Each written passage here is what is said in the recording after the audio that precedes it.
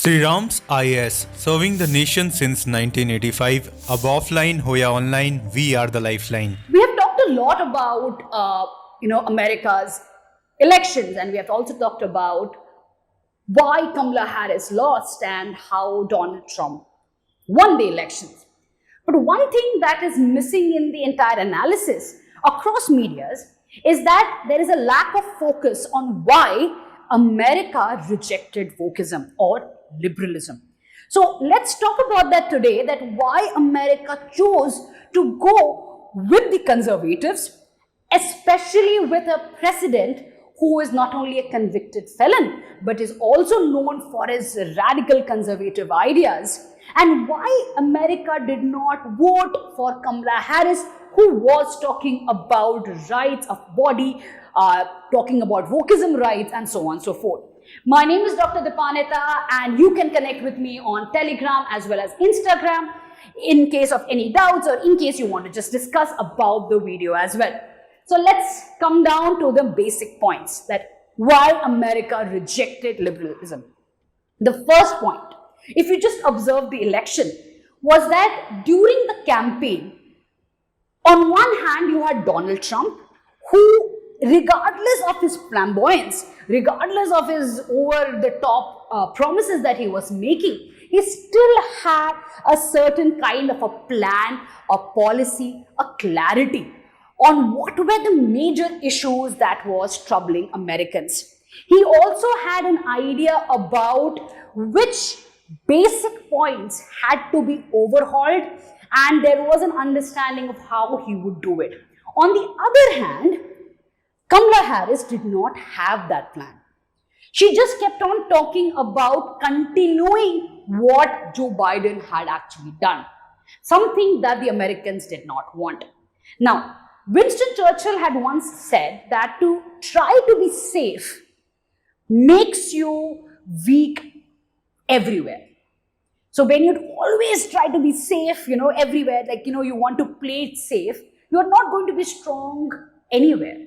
You're always going to be protected. You're always going to play very, very defensively.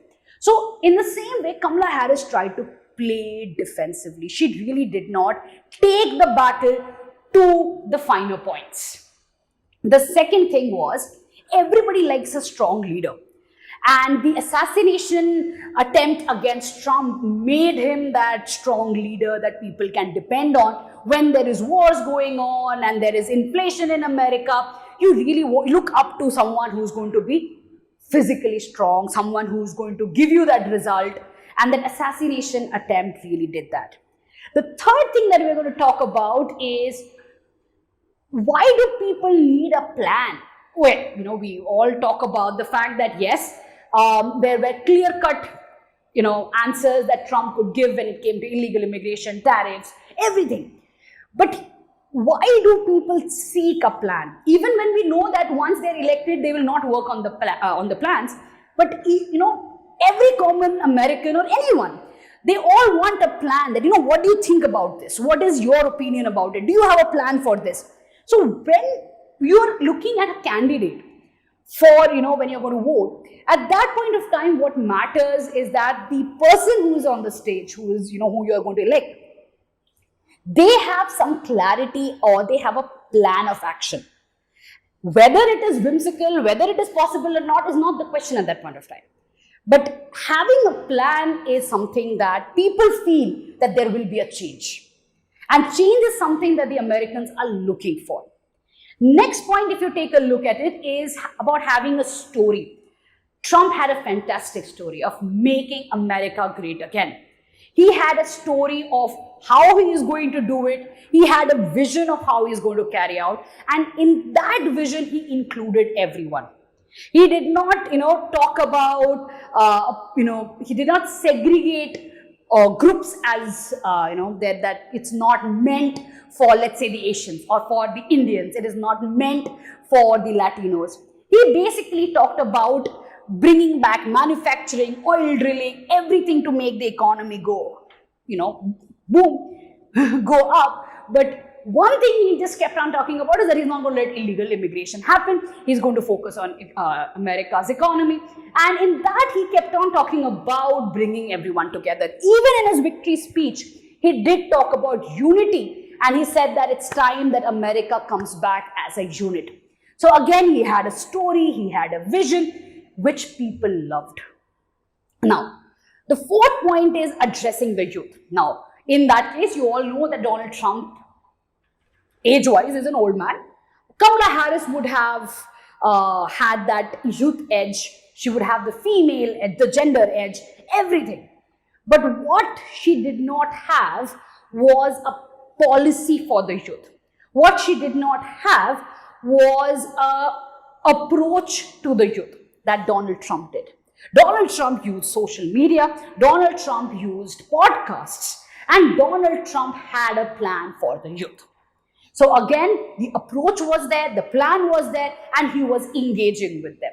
He basically went ahead with podcasts and other kind of social media rather than the mainstream, which Kamala Harris continued to use. So she was hell-bent on, using the mainstream. She actually did not give a single decent interview as well. She just thought the conventions will work. But that's not the case. Today's youth, spends more time on social media than watching conventions. They basically look at the highlights and that's it. The punchlines and everything is going to be there in the podcast. The first few minutes of the podcast, which is the trailer, they'll actually have that. And that's what swayed so many youth to vote for Trump. Now, the next thing is, of course, having a big name. The Democrats also had a lot of Hollywood actors coming in, but having Elon Musk, not only donation-wise, but also physically present, tweeting in support of Trump, and openly saying that if it's not Trump, then it is the last elections of America, which basically again gave that edge. Now you can criticize you can criticize Elon Musk. You can say that he is also as whimsical as Trump or temperamental as Trump. But at the end of the day, he is a big name, an influential name, someone who has been able to pull off not only SpaceX, Tesla, X, everything, and he's seen as a symbol of what makes America great again. So that symbolism is something that again attracted a lot of people. Moving on to what is a bigger news is Workism. Now, what is Workism? I'm going to use Vivek Ramaswamy's definition of it. Who is Vivek Ramaswamy? At one point of time, he was a Republican candidate who was also looking at being the presidential candidate also. One of the candidates who could, pinpoint the exact definition of Workism. So what he says is that Workism is basically waking up to invisible societal injustices based on genetics, largely race, sex, sexual orientation in an individual, which then leads to hierarchy in the society. So there's an oppressor and the oppressed, and that is leading to something called the cancel culture. So basically what, in very simple words, it basically means is that there are invisible identities in the society based on race and sex and sexual orientation, for example, gender, and these are not accepted by the large community, large society, and there is a sense of oppressing them. Now, if you look at Elon Musk and his rant against his own child who decided to have a gender affirmation, not binary in nature, he basically said that this wokeism is destroying America. And he goes on and talks about how these gender affirmations are becoming a problem. Something that Donald Trump picks up, and something even Vivek Ramaswamy picks up and says that what are we becoming? We are now talking about gender affirmations in school and things like that. Now, problem with wokeism is that, yes, it is an important matter. Yes, there are there are invisible hierarchies in the society. Yes, the society is not equal. But America used wokeism as politics, and it created an alternative called the cancel culture. They were cancelling the other identities. So the minorities were cancelling the majorities, and that was being acceptable.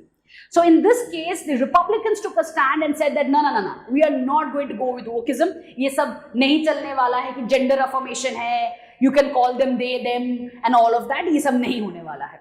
So when they took that position, of course, it is easy to criticize, but majority Americans supported it because they were tired of this wokeism. They were tired of this entire politicization of their own individual. Now, does that mean that it's an end of wokeism in in America? Not really. But yes, it definitely shows that the larger number of Americans have rejected the current understanding of wokeism. Wokeism itself has to be redefined in America today. Finally, moving on to new technology. Now, technology has always been the game changer. Anyone who knows how to use the new technology gains access to people faster, and that is the path to the corridors of power. Everybody knows that. Now, in this case, again, Donald Trump knew that it is going to be podcasts and it's going to be the other means of technology which were earlier not used, rather than the mainstream media or the outlets or the mainstream technologies. And having Elon Musk definitely helped him. He used artificial AI to not only get the numbers and get the topics, having ChatGPT give him the data and everything going forward. So this definitely helped him, kind of build that narrative, build that reach, which Kamala Harris did not. And last point was playing to the right emotions. Now, this is something that I'm constantly repeating. On one hand, you have the, important topic of economy. And on the other hand, Kamala Harris played to the cards of unity and abortion rights.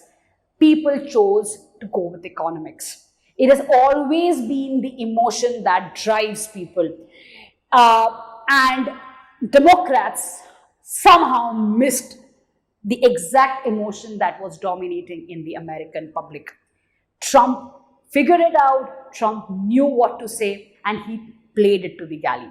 And that's how you see that a majority of Americans actually voted for Trump. So he not only won the popular vote, but also the electoral college, which basically means that his victory was substantial, something which was not the case in the previous two elections.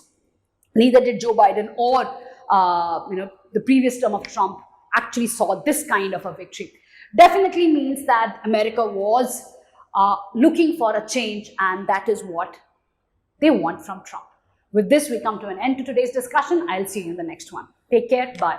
SRIRAM's IS, serving the nation since 1985. अब offline हो या online, we are the lifeline.